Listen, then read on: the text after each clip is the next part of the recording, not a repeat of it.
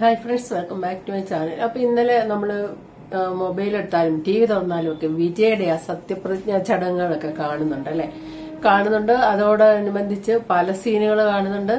അപ്പം അതിൻ്റെ അകത്ത് VIP ആയിട്ട് വന്ന ആരാന്ന് ചോദിച്ചാൽ മുൻനിരയിൽ അവരുടെ അമ്മ പെങ്ങള് അങ്ങനെയുള്ളവരൊക്കെ ഇരുന്നു. അച്ഛൻ അത്ര സപ്പോർട്ടില്ലെന്ന് തോന്നുന്നു. പക്ഷെ തൃശ്ശയായിരുന്നു ശ്രദ്ധാകേന്ദ്രം മൊത്തം. ഇനിയിപ്പോ എല്ലാവരും പറയുന്നത് ജയലളിത, MGR ജയലളിത അതുപോലെ തന്നെയാകും, മുഖ്യമന്ത്രിയാകും തൃശ്ശ എന്നൊക്കെ പറയുന്നുണ്ട്. പിന്നെ അത് പറയുമ്പോൾ MGRക്ക് മക്കളൊന്നും ഇല്ലായിരുന്നു, അത് ഓർക്കണം. പക്ഷെ ഇവിടെ വിജയ്ക്ക് 2 മുതിർന്ന പിള്ളേരായി കഴിഞ്ഞിട്ടുണ്ട്.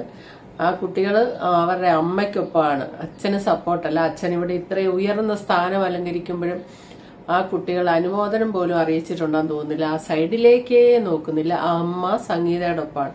പക്ഷെ ഇന്നലെ തൃശ്ശ വരുന്ന സമയത്ത് വിജയുടെ അമ്മമാര് ഈ മക്കൾക്കൊപ്പം നിൽക്കുന്നതുകൊണ്ടായിരിക്കാം അല്ലെ. ഇവരുടെ ഇടയിലെ സത്യമൊന്നും എന്താണ് സംഭവിച്ചതെന്ന് നമുക്കറിയില്ല. ഇപ്പൊ ഇവിടെ ഇത് പറയുമ്പം ഈ തൃശ്ശയൊക്കെ എല്ലാവരും വളരെ ഇതായിട്ട് വളരെ സ്ഥാനമാനങ്ങൾ കൊടുത്ത് ഇരിക്കുന്നു. വിജയ് പ്രസംഗിക്കുമ്പോൾ തൃശ്ശയ്ക്ക് ഇടയ്ക്ക് കരച്ചിൽ വരുന്നു, സന്തോഷം വരുന്നു, അങ്ങനെ എല്ലാ വികാരങ്ങളും മുഖത്തോടെ പാഞ്ഞു പോകുന്നുണ്ട് തൃശ്ശയ്ക്ക്. ആ ചടങ്ങിൽ അതുപോലെയൊക്കെ വന്നിരിക്കേണ്ടത് സംഗീതയാണ് അല്ലെ, ആദ്യ ഭാര്യയാണ്, അങ്ങനെയാണ് ഇരിക്കേണ്ടത്. പക്ഷെ അവിടെ സോഷ്യൽ മീഡിയയിലാണേലും ഞാൻ നോക്കിയപ്പോൾ ഞാൻ ഇത് ചെയ്യാൻ കാരണം ആരും വിജയ അങ്ങനെ കുറ്റം പറയുന്ന വാചകങ്ങൾ ഇതാണ്. തൃശ്ശ ഇന്ന് വരെ വിജയ ഈ തൃശ്ശയായിട്ടുള്ള ബന്ധം എന്താണെന്നൊന്നും പറഞ്ഞിട്ടില്ലല്ലോ. അവര് ചിലപ്പം നല്ല സുഹൃത്തുക്കളായിരിക്കാം. സംഗീത എങ്ങനെയുള്ള ഭാര്യയാണെന്ന് നമുക്കറിയില്ലല്ലോ. വിജയണ്ണനോട് എങ്ങനെയാണ് സംഗീത എന്ന പൊരുത്തക്കേടിന്റെ കാരണം ഇനി സംഗീതയുടെ ഭാഗത്താണോ കുറ്റമെന്ന് നമുക്കറിയില്ലല്ലോ. അപ്പൊ നമുക്ക് കുറ്റം പറയാൻ പറ്റില്ല. ഇതാണ് ടോട്ടലി പറഞ്ഞു വെക്കുന്നത്. അതായത് വിജയായ ആ സ്ഥലത്ത് വിജയായപ്പോ അത് കുറ്റം പറയാൻ പറ്റില്ലല്ലോ. അങ്ങനത്തെയൊക്കെ ഒരു ഒഴുക്കം മട്ടിലുള്ള കമന്റ് ബോക്സിൽ കാണുന്ന കമന്റ് അങ്ങനെ പറയുന്നില്ല. സത്യം പറഞ്ഞാൽ അവിഹിതം എന്ന് ഒറ്റ വാക്കി തീർക്കാവുന്ന കാര്യമാണ്. പക്ഷെ അതാരും സമ്മതിക്കുന്നില്ല. അത്രയ്ക്ക് അങ്ങോട്ട് ഒരു ഓപ്പൺ ആകാൻ ഒരു മടി പോലെ. അതേസമയത്ത് മലയാളത്തിലെ ദിലീപ് ഇത് ചെയ്തപ്പോഴത്തേനും ഒയ്യോ എന്തായിരുന്നു പൊങ്കാലെന്ന് പറഞ്ഞ. ഇന്നും കാവ്യമാധവന്റെ സ്ഥാപനത്തിന്റെ പരസ്യത്തിന്റെ ഭാഗമായിട്ട് കാവ്യമാധവൻ ഒരു സാരി ഉടുത്ത് വന്ന് നിന്നാ പോലും എന്താണെന്നറിയില്ല, ഒരു ഇഷ്ടം തോന്നുന്നില്ല. ഇങ്ങനെയുള്ള കമന്റ് അവിടെ ഉണ്ട്, ഞാൻ കാണാറുള്ള ആള്. എത്ര സുന്ദരിയായിട്ട് വന്ന് നിന്നാലും ആൾക്കാർ താഴെ കമന്റ് ഇടും, ഒരു എന്താണെന്ന് അറിയില്ല, ഒരു ഇഷ്ടം തോന്നുന്നില്ല. സത്യത്തിൽ കാവ്യമാധവന്റെ ഒരു കാലഘട്ടം നമ്മൾ ഏറ്റവും ശാരീരിക സൗന്ദര്യമുള്ള ഒരു പെൺകുട്ടിയായിട്ട് ഇഷ്ടപ്പെട്ടിരുന്നതാണ്. എല്ലാവർക്കും ഇഷ്ടമായിരുന്നു. അങ്ങനെ വന്ന് ഇഷ്ടം കൂടി കഴിഞ്ഞപ്പോൾ ആ കുട്ടിയെ കുറിച്ച് പറഞ്ഞെന്താ, നിലവിളക്ക് വേണ്ട എന്ന് വരെയും പറഞ്ഞു കാവ്യമാധവന് വരെ.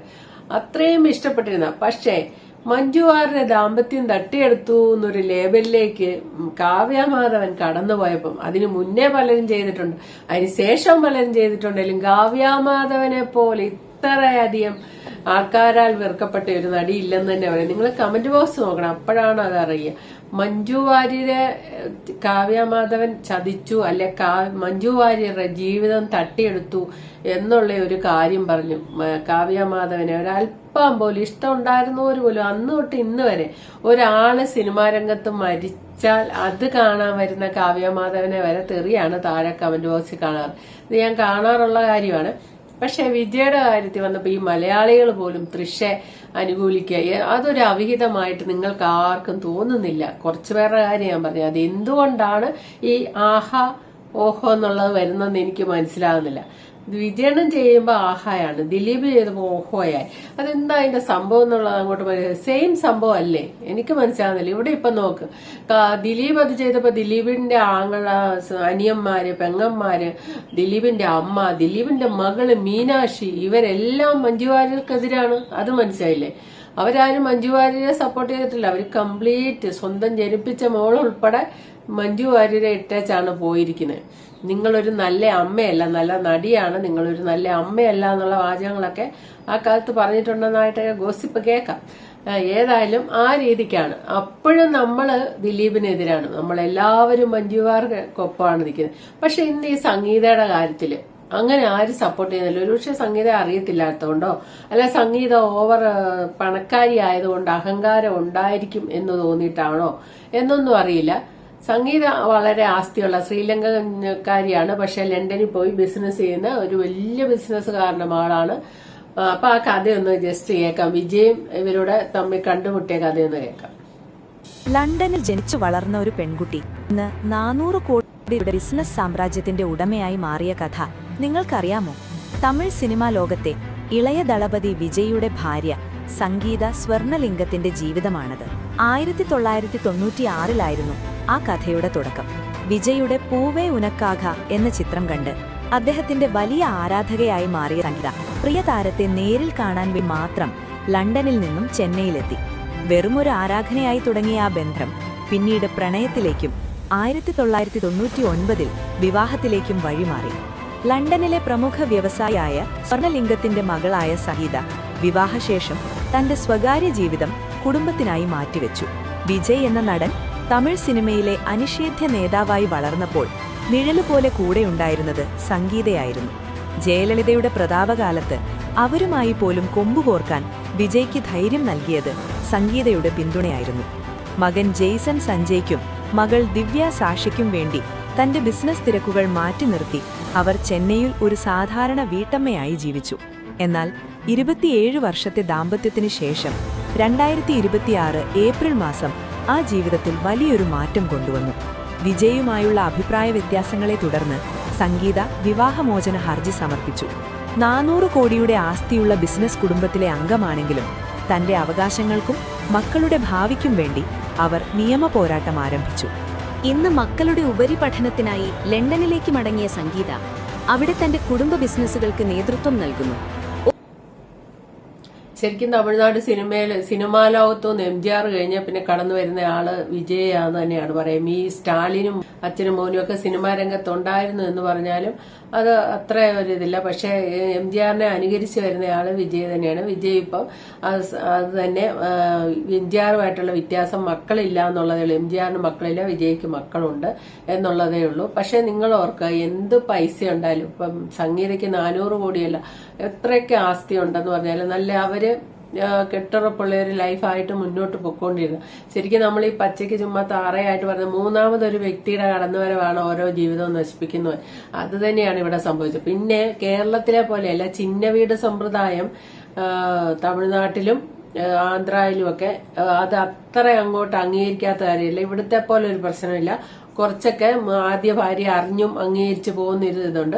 പക്ഷെ വിജയുടെയൊക്കെ കാര്യത്തിൽ ആ സ്ത്രീ അതിന് നിൽക്കണമെന്നുള്ളത് ഇല്ല. കാരണം അവർ ഒന്നാമത് തമിഴ്നാട്ടുകാരില്ല, രണ്ടാമത് അവർക്ക് അതിന്റെ ഒരു ആവശ്യം വരുന്നില്ല. പിന്നെ അമ്മയുടെ അവസ്ഥ ഇതിന്റെ അകത്ത് ആരുടെ കയ്യിലാണ് തെറ്റെന്ന് പറഞ്ഞ് നമ്മൾ ഈ മുറവിളി കൂട്ടുമ്പോൾ ഒരു കാര്യം ഓർക്കുക, വിജയുടെ അമ്മയ്ക്ക് മകൻ ചെയ്യുന്ന തെറ്റിനെ ക്ഷമിക്കാൻ സാധിക്കും.